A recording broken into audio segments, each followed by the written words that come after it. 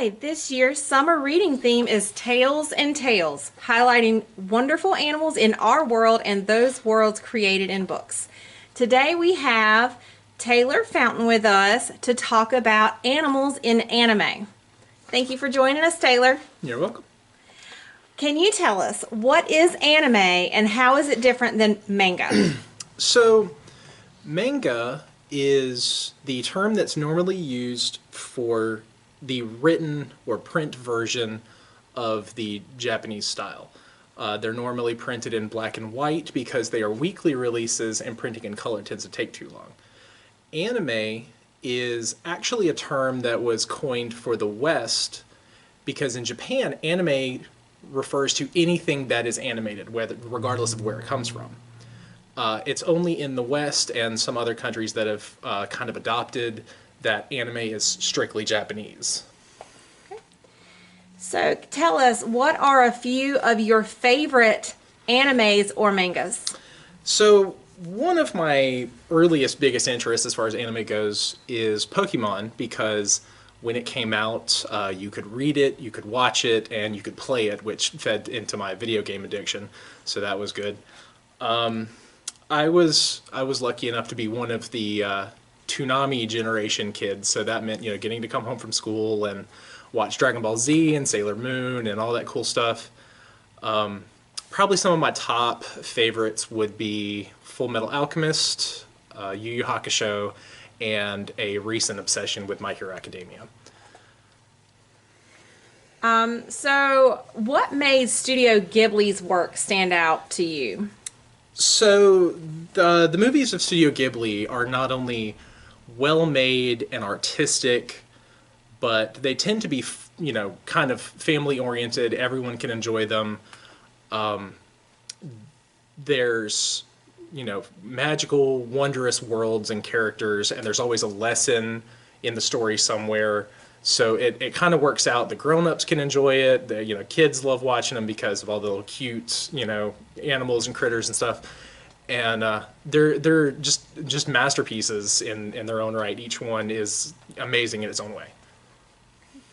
How did you first discover Studio Ghibli? When I was younger, I was often in charge of watching my younger brother when we were out of school for the summer, and we would spend a lot of our time walking uptown to the St. Paul's Library here and renting out books and movies and things to keep us occupied while we were out of school. And we came across a VHS copy of My Neighbor Totoro, and we took it home, and from that point on, we were hooked. We probably rented that movie hundreds of times while it was here. And my brother actually has a My Neighbor Totoro tattoo now because of it. Ended up becoming one of his favorite movies. Can you tell us a little bit more about the history of Studio Ghibli? So Ghibli was founded in 1985 by Hayao Miyazaki. He was a pretty predominant figure in Japanese TV and filmmaking through the 60s and 70s. And he decided he wanted to break away from that and start up his own company. So in the 80s, him and a couple of friends, they got together and started with the first one, I believe, was Castle in the Sky. And they just kind of became a hit phenomenon from there. And now he's widely regarded as one of the greatest animators and storytellers of all time. So obviously there are a lot of stories to pick from Studio Ghibli, but can you tell us your favorite or your top favorites? So my absolute favorite of all time is this one, Spirited Away.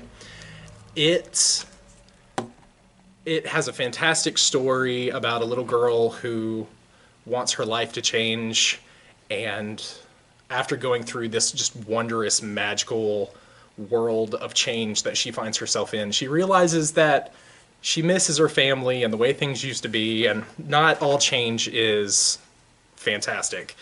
The world is full of spirits and magic and dragons and just all kinds of really awesome stuff.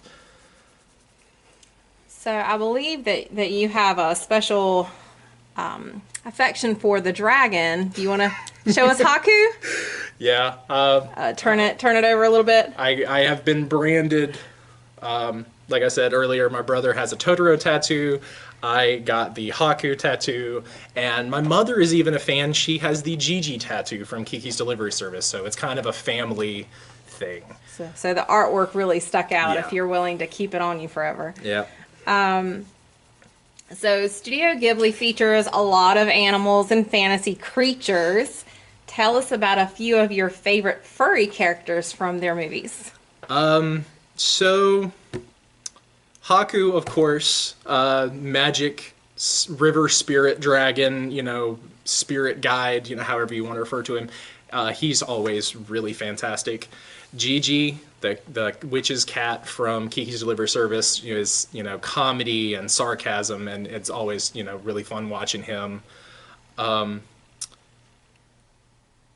Cat Returns is really cool because there's lots of anthropomorphic. All the cats are wearing top hats and canes and walking around being fancy. That one's really cool. They even have one called Porco Rosso, which is about a pig who flies airplanes. So When pigs fly. Yeah, when pigs fly, exactly. So yeah, those are probably some of my favorites. Okay. So for someone who has never watched any works from Studio Ghibli, which three would you recommend they start with? The big three for the company are normally referred to Spirited Away, Kiki's Delivery Service, and My Neighbor Totoro. Totoro being the company's mascot, actually. But I feel like Howl's Moving Castle is probably a really good contender for being at the top. And less magic-y, more realistic, As the Wind Rises, is actually based on Miyazaki's father, who was a airplane developer during World War II. And that movie was inspired by his father's work on planes during the war. What was the first Ghibli movie that you introduced your son to? The first one I introduced him to was Ponyo. It is about a little boy who meets a little girl. The little girl turns out to be a fish who in human form. And they go on this really cool, interesting adventure together that involves, water spirits and them going, down to the bottoms of the sea and all kinds of stuff. And it's just really cute. Okay.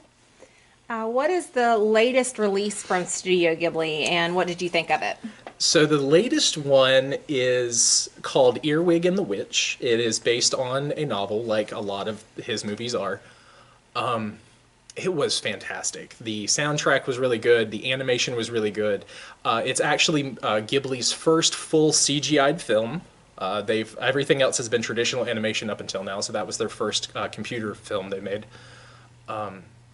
It really left me wanting more. They got to the end of the story, and by the time they got to the end, I wanted there to be more, another story. So it was really good. I'm kind of hoping they'll come up with a sequel somehow. Great. And we do have that new one ordered for the library, and it's in process, so you'll be able to check it out soon from your local library. So has your interest in anime led to any other hobbies or interests? Of course. I have been an avid gamer ever since I got my first NES back when I was about 5 years old. It seems like a million years ago. But animation and the milestones that they have accomplished over the years have changed in cutscenes and storytelling. There are animes that have their own games based on them, like the DBZ fighting games or My Hero Academia's most recent, sequel for one of their fighting games they made. There are the Dot Hack Sign games, which are spawned from anime, and even Bandai's series, the Tales games, are so well animated that the games actually spawned an anime from them. Whereas a lot of situations, the anime comes first or the book comes first. The show was actually based on the games because they were so well animated. The cutscenes alone were like their own little cartoons. So, yeah. Because of your vast knowledge of manga and anime, you've recently helped the library select new graphic novels. Are there any titles in particular you'd like to highlight? I I don't know where to begin with that one. Hard to pick. We have recently worked on hundreds, I believe, of new YA kids, even some adult stuff that's coming in. There's tons of new Marvel and DC graphic novels. We've got the hardback copies of the Avatar: The Last Airbender books, which are really good for most ages. We've got some really cool horror mangas coming up for adults. And Miss Lolita has even helped work with me to get some more anime DVDs in our collection. So there's pretty much something for everybody coming soon. So if everybody keeps an eye on the shelves in the next few weeks, there's going to be some cool stuff coming. Awesome. So you have used the library since you were a child. Would you say the library has had a positive influence on your life? Absolutely. I have always loved the library. I used to look forward to the weekends when my mom could take me to Lumberton and we'd get new books and movies and I'd get to go see the fish, and that was always really cool. I loved the library so much, I guess you could say that I decided to never leave because it was a hobby and then it became a career and now it's kind of become a family. So I enjoy it. And your company, Fountain Computer Repair, you sponsored the summer reading program and gave some of our raffle items for our teens. Would you tell us what is in the prize bag? So the three prizes are going to be all Ghibli based. We have a travel mug that is featuring Haku, the river dragon from Spirited Away, a lanyard and ID holder that has Totoro on it from My Neighbor Totoro, and the recently released novelization of Kiki's Delivery Service. Not to mention, I believe every prize bag is going to have some cool Ghibli themed stickers along with the other stuff the librarians have cooked up for summer reading. Awesome. Well, we really appreciate you telling us some about anime, especially Studio Ghibli. We're going to have a quick demonstration after this on how to draw a couple of creatures from Studio Ghibli's collection of animals. So hope you'll tune in for that too. Taylor, is there anything else you'd like to leave with the teens? I hope you guys have fun with summer reading. Like I said, keep an eye on those shelves because there's a lot of really cool books and movies coming. And good luck to whoever gets the cool prize. Thank you so much. You're welcome. Today we're going to learn how to draw a simple Totoro from Studio Ghibli. This is printed out as an example of Totoro. And we are also going to learn how to draw soot sprites. So everybody, absolutely everybody can draw. You do not have to be an artist to do this. We are going to have fun and do a very simple drawing of Totoro.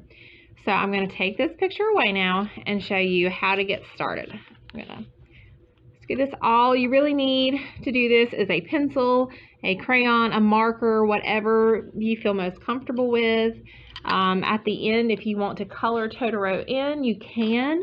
I've got a few colored pencils that I'm going to use. But to get started with Totoro, we're going to do his outline. Totoro has some really cute ears. They're rounded at the top. So we're going to do one ear, making sure it's rounded. And then we're going to do his second ear with a little bit of a notch to it, but still making sure he's got it rounded at the top.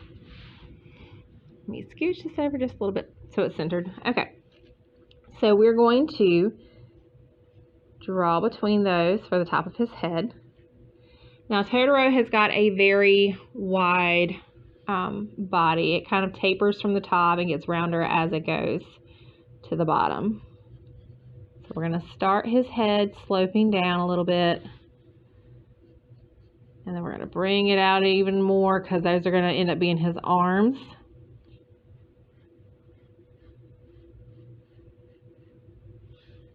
And then we're going to come in just a little bit for the bottom, very pear-shaped.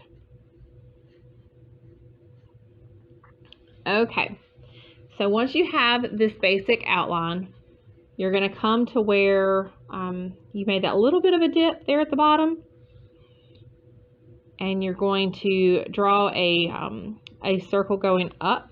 That's going to be his tummy. Totoro has a very big tummy.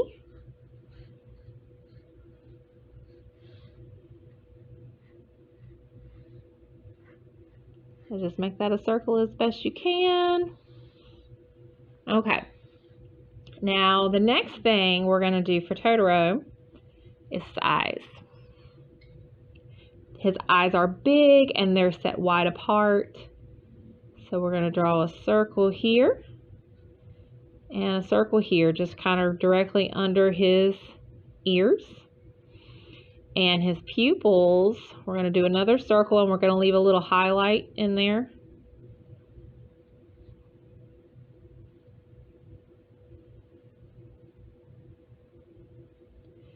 And he's got a pretty broad nose between his eyes, so directly in the middle here in his eyes, you're going to draw a line. And his nose, that's kind of funny looking right there. His nose is an upside down triangle, kind of with rounded edges. So you're going to bring this down and make it a triangle. And you can shade that in now or you can shade it in later. And then you're right above his nose, we're going to put just a little bit of a line there. Make it look like a little bit of fur above his nose. And now for his mouth, a lot of times you'll see him smiling with really big teeth. For today, we're going to give him his other look with his little small slant mouth.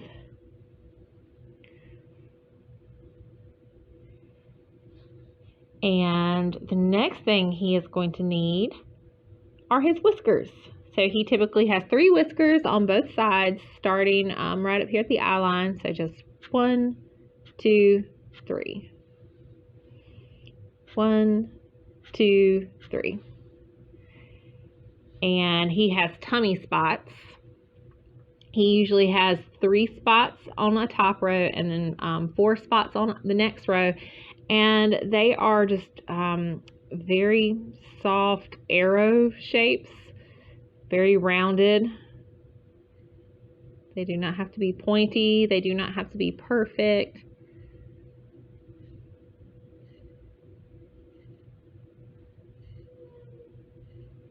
I'm going to get 2 more. Whoop.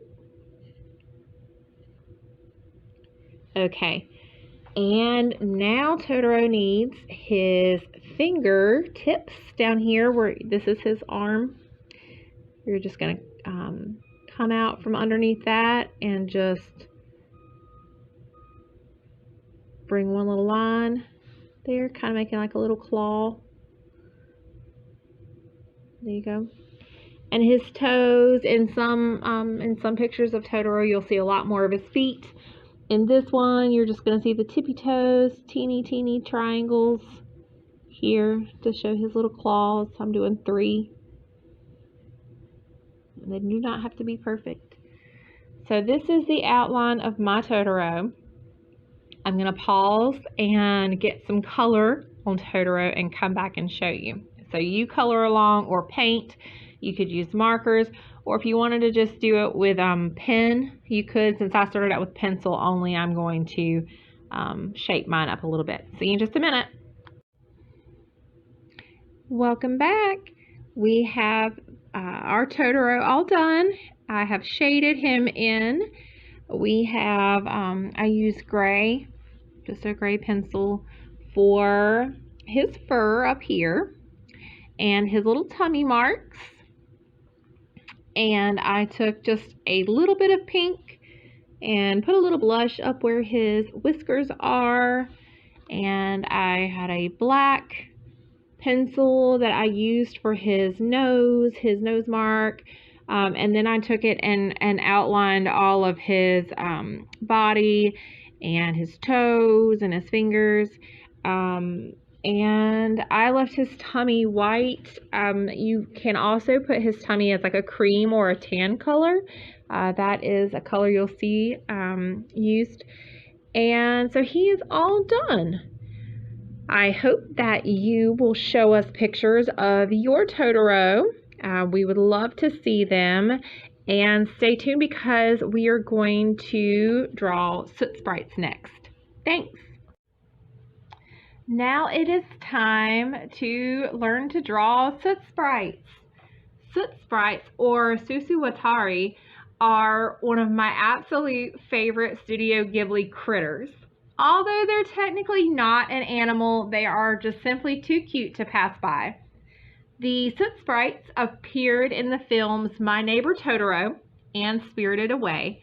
They are small, round balls conjured up from soot. And in the movies, they look very fuzzy and they have these big white eyes. Most of the time, they look like they're hovering, but they can shoot out limbs to help them carry out work, or in this case, grab snacks. And if they don't have a job to do, they turn back into soot. Although the soot sprites do not speak human languages, they make adorable squeaking sounds, and they also express and understand human emotions. And so what actually looks like stars, and these are just a couple of images off from fan art off the internet. You'll see these look like regular stars, and these are a little bit of a different kind of star shape. This is what they actually look like in the films. And they're not stars. They are what is called konpieto, a Japanese hard candy. So it is scattered out to the soot sprites as snacks, much like you would throw feed out to chickens. So when you see them gathering around really happily, gathering up what looks like stars, it's their treats. So they work in the bathhouse and Spirited Away in return for this candy. So we are going to learn how to draw soot sprites and their favorite snacks today. So let's get started. And again, just like with Totoro, everybody can do this. You do not have to be an artist. Everybody can draw this. It's very, very simple. I am going to, again, start out with my pencil. And we will start out with a very easy soot sprite. I'm going to go around and I'm just going to make a big circle very lightly because I'm going to come around with my black pencil. Let me center this a little better. Sorry. They need big eyes, much like Totoro, big eyes. And they need their pupils. I'm not going to leave any highlight in their pupils. And I'm going to do one where they are holding out a candy above their head. So up here for the candy, they're little candies. They are, if you want to do them as a regular star, that's fine. If you want to make them look a little bit more like what they are in the movie, you have rounded tips. You're going to have one here. It's going to have 6 tips. You're going to round out to the side like that. And you're going to come down. And then you're going to have one opposite. So that's the shape. And if you want to either shade it or you can add like one more little rounded edge there to make it look a little bit more 3D. So this little soot sprite is going to be holding this candy above their head. We're just going to draw some arms. And then I'm just going to take my black pencil and I'm going to color in. Since these guys are not very big or won't take a long time, I'll just let you watch me color. and you can color yours along with me. When I get the circle colored in, then I'm going to kind of add some fuzz, a little bit harder pencil marks all around the edges, make them look fuzzy. If you have not watched these movies, you really should. They are absolutely adorable. I actually have some soot sprite earrings that I like to wear. They're dangly earrings, and they have a couple of soot sprites on them, and then they have their candies. So before I add the fur, I'm just going to come and darken those lines of their legs and arms.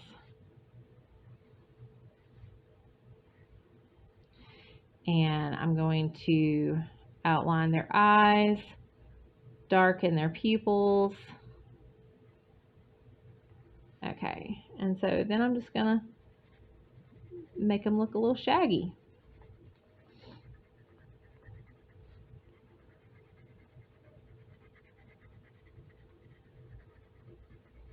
See, this is super easy. If you have a younger sibling in the house or a younger family member, this would be a really easy drawing tutorial for them too. A good family activity.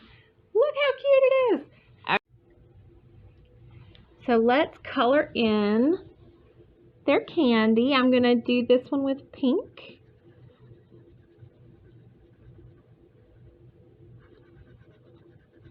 I wonder what flavors these candies are. Maybe this is a strawberry, cotton candy. And just like with this soot sprite, I'm just going to take my black pencil and go around the outline just for better definition. And there's our first soot sprite. So the next soot sprite we'll do is going to be, I'll show you on the paper. Let's try this little guy next, where he's holding his snack. They're so cute. Okay. So we're gonna move the camera over just a little bit. Okay. So again, we're just gonna draw a circle very lightly. And for this one, we're going to need to do the star pretty early on. Oh, you can hear my train coming by. We have a train that comes right by the library. So we are going to draw the star candy first with the 6 rounded points.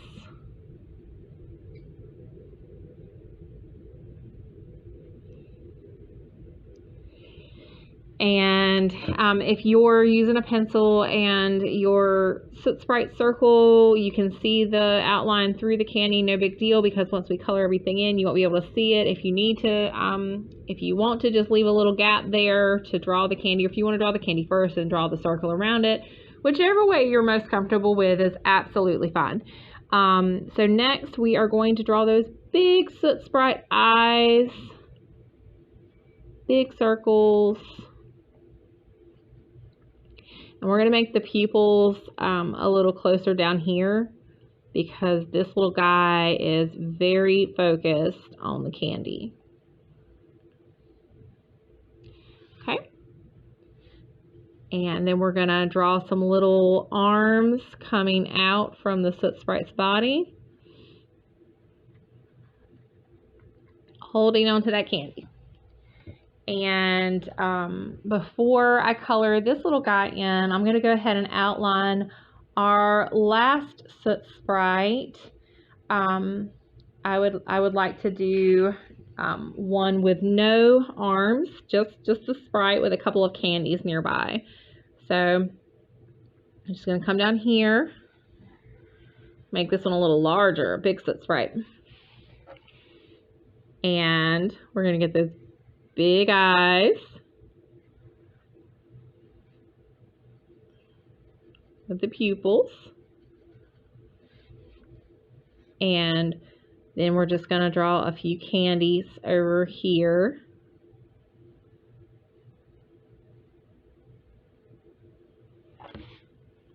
Let's do 3 candies.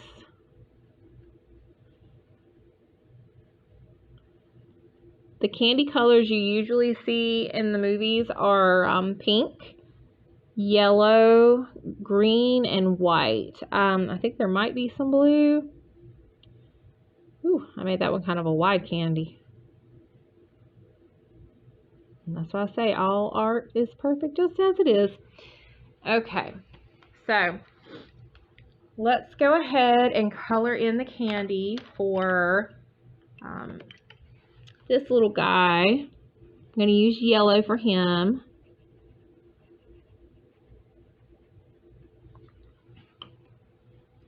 Then I'm going to take my black pencil again. Told you you do not need hardly any art supplies to do this. Soot sprites would also be really great with watercolors or Sharpies, markers. So we're just going to color this little guy in just like we did the other one.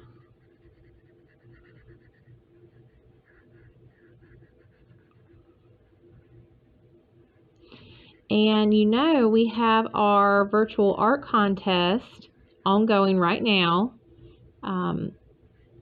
You have till the end of the month to get your submission in, and we have age categories for 4 different age groups. We have Turtle Tots, which are babies to 4-year-olds.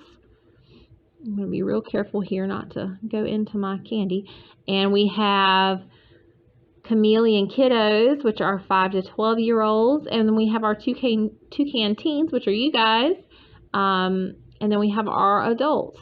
So your whole family can do this, or just you can do it. And it would be really cool if somebody turned in some Ghibli style artwork. We're going to make him Buzzy. And every soot looks a little different. They're all unique. You can do just like straight lines, or you can make them a little bit more rough. Okay. Alright, so there's that little guy. A little extra. Right there is looking a little light. Okay, so next we have our last soot sprite down here. I'm going to outline those eyes. I'm going to fill in the pupils.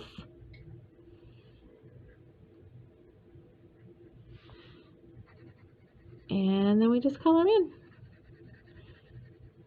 You can always, go around your outline first if you want to close in that circle before you start coloring. I'm just going to kind of come right up to it because soot sprites are messy, and if I go outside the line, it's not that big a deal. We can just say they're having a bad hair day.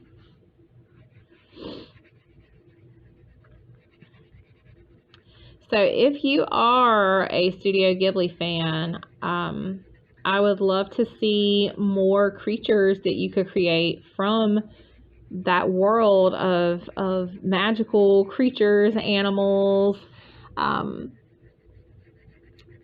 Haku is a really awesome dragon from Spirited Away. That one is a little bit more advanced for my art skills, but maybe some of you guys are really great artists and could take on Haku.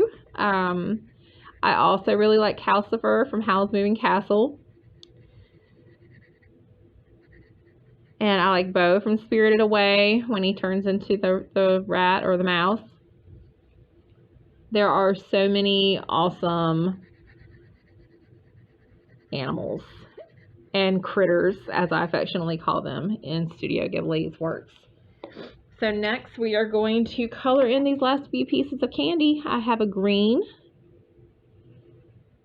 I have not used green yet. And I have pink.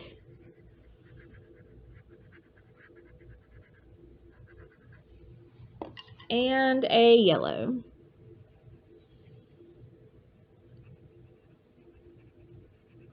So I'm going to color those in, and then as always, I'm going to take my black pencil around just to make the edges more defined.